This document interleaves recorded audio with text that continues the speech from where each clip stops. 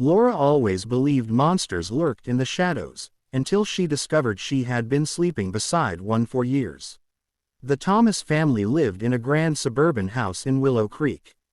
From the outside, they were the embodiment of the American dream: Ethan Thomas, a successful businessman, his beautiful wife Laura, and their two children, 16-year-old Jake and 10-year-old Lily.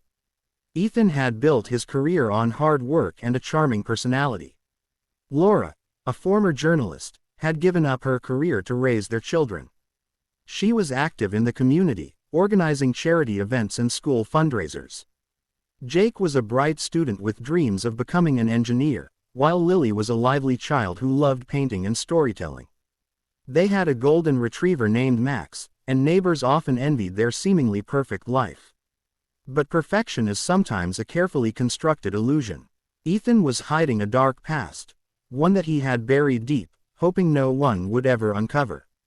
He had built his empire on lies, manipulation, and something far worse. And now, those secrets were on the verge of being exposed. One evening, Laura stumbled upon something shocking: a folder hidden deep in Ethan's office. What she saw inside drained the color from her face. It was evidence of Ethan's monstrous past. That night, Laura couldn't sleep.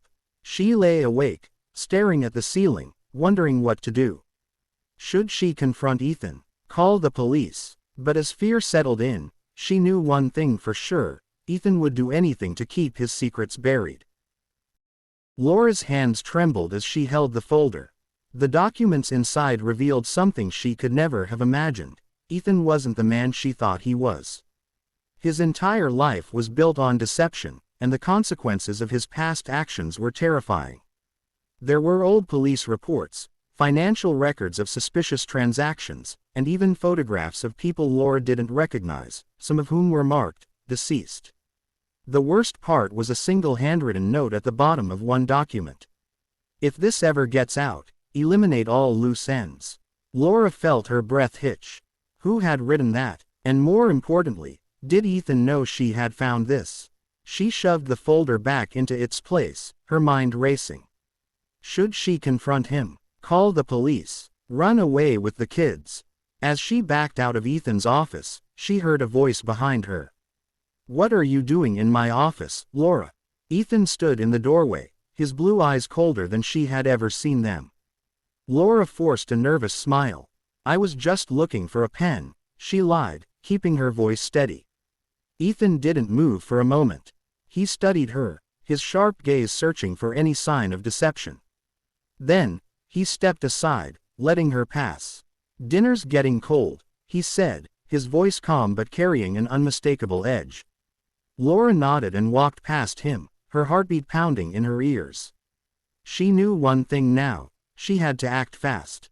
Because if Ethan suspected she knew the truth, there was no telling what he would do next. The night was eerily silent. James Carver stood outside the bedroom where his children slept, his heartbeat pounding in his ears. He knew what he was about to do, and yet, a cold, calculated part of him insisted that it had to be done. He stepped into Emily and Noah's shared room. Moonlight filtered through the curtains, casting a soft glow on their peaceful faces. James hesitated, just for a moment. Could he really do this? Could he take the lives of the two people who trusted him the most? Yes, because if he didn't, everything would be destroyed anyway. He raised the pillow in his hands, pressing it down over Noah's face first. The boy struggled, his little hands flailing, but James held firm. It was over in minutes. Emily, startled by the muffled sounds, woke up just in time to see her father smothering her brother. She gasped, terror flooding her small frame. "Daddy," she whimpered. James moved quickly. He couldn't let her scream. The second child was harder. Emily fought with everything she had. She scratched his arms, kicked wildly, but in the end, she was just a child. When her body went still, James sat back, panting. His hands were shaking, but he couldn't stop now. Lauren was next. She was still in their bedroom, unaware of the horror unfolding just down the hall. When James entered, she looked up from her book, her brow furrowing at the sight of him standing there, breathing heavily. "James, what's wrong?" He said nothing. He simply raised the gun and pulled the trigger. The sound was deafening. Blood splattered across the bed, the wall, and the framed family photo hanging above their headboard. Lauren slumped forward, lifeless. It was done. But James knew the hard part wasn't over yet. Now, he had to make it look like someone else had done it. James worked quickly. He ransacked the house, overturning furniture, smashing valuables. He shattered a window in the kitchen to make it look like a break-in. Then, he took his laptop and smashed it against the ground, making it seem like a robbery gone wrong. He changed out of his blood-stained clothes and stuffed them into a garbage bag. He would dispose of them far away from here. Then, he grabbed his car keys. He had to leave the scene, make sure he wasn't home when the murders were discovered. He would come back in the morning, pretend he had been on a business trip. The grieving husband, the devastated father, the perfect lie. But as he reached the front door, something unexpected happened. His phone buzzed. A single text message. From Lauren's phone. "I know what you did."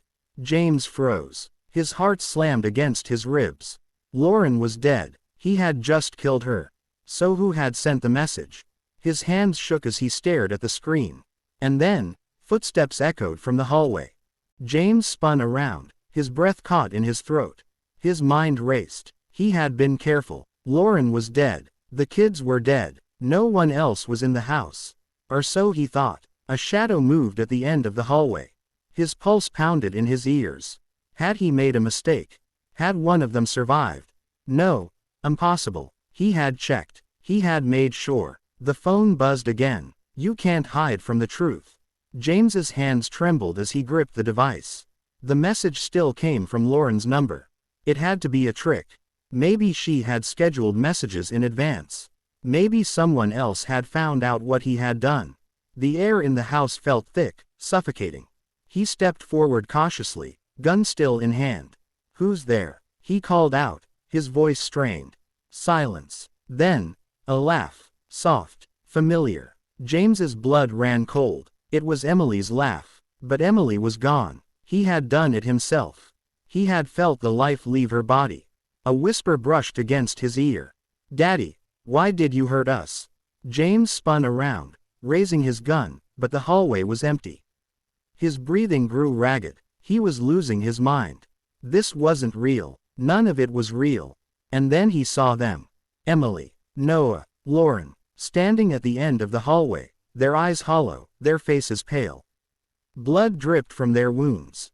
They didn't move like people. They glided. James stumbled backward, his entire body shaking. No, this isn't real. You're dead." Lauren took a step forward.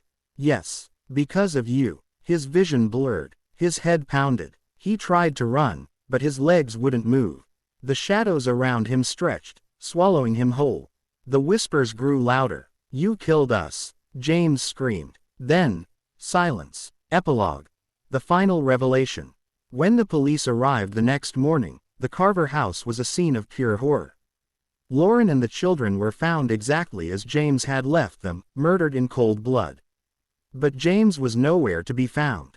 Instead, they discovered his car abandoned on a remote bridge outside of town. His phone lay on the railing, the last message still open on the screen. "You can't escape." The river below was searched, but no body was ever recovered. Some say James Carver ran away, starting a new life under a new name. Others believe guilt drove him to his death. But those who knew the Carver family best whispered another theory. James hadn't just disappeared. He had been taken.